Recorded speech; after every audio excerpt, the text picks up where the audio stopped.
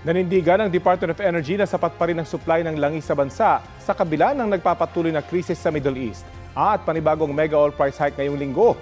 May ulat on the spot si Joseph Morong. Joseph?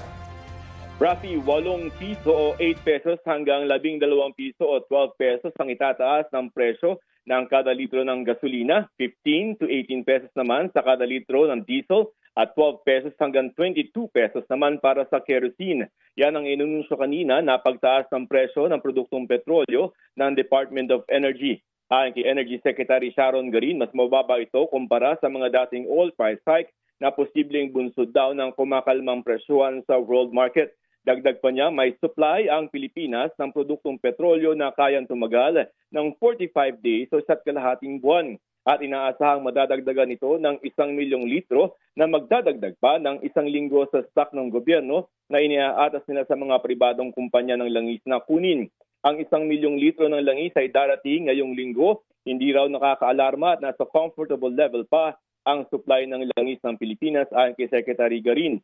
15 araw nga lamang daw ang mandatory requirement para sa mga oil companies na gawin nilang stock. Sa ngayon, may supply daw tayo hanggang ikalawang linggo ng Mayo. Kaya patuloy daw ang pakikipag-ugnayan ng Pilipinas sa mga bansang tulad ng South Korea, Japan, India at maging ng China para sa patuloy na supply ng produktong petrolyo. Nakikipag-ugnayan na rin ang DOE at ang Department of Trade and Industry para ihanda ang mga iba't ibang industriya pagdating ng Mayo. Ang tinitinang prioridad ng DOE para sa fuel ay ang transport sector, lalo na yung pampublikong transportasyon. Narito ang pahayag ni Energy Secretary Sharon Garin. We constantly order naman yan, no? It's not like naghihintay sila and then tsaka na lang sila mag-order. Actually, by now already, they've sent out all their orders and we've also followed that up through diplomatic channels. So wala po tayong scenario na by after second week of May parang zero tayo, walang gano'n naman, ma'am.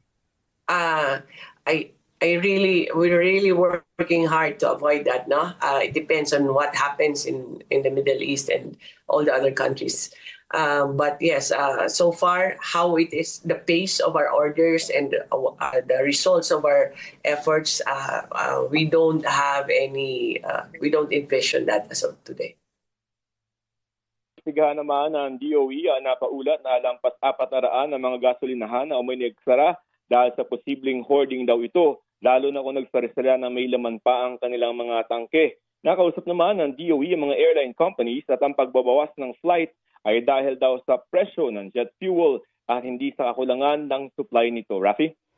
Maraming salamat, Joseph Morong.